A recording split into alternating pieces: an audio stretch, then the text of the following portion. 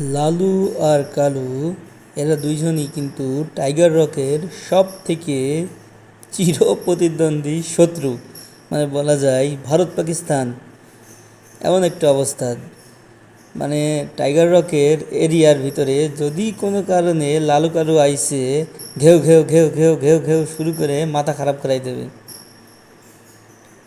লালু কালু বয়সে টাইগার রকের চাইতে বড় হওয়াতে টাইগার রক কিন্তু এই লালু কালুর সাথে পেরে ওঠে না, কিন্তু সময়ের সাথে সাথে টাইগার রকের তেজ, মানে হিটলার বাহিনীর তেজ কিন্তু তারা এখন দেখাচ্ছে।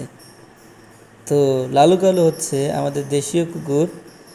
তো কুকুরের ভিতরেও কিন্তু আবেগ, অনুভূতি, ভালোবাসা আছে। এই ভিডিওর মাধ্যমে আমরা সেটা কিন্তু দেখতে পাচ্ছি। রাস্তার কুকুর হলেও দেখেন তাদের ভিতরেও কিন্তু কতটা মিল মহব্বত, বাপ ছেলে।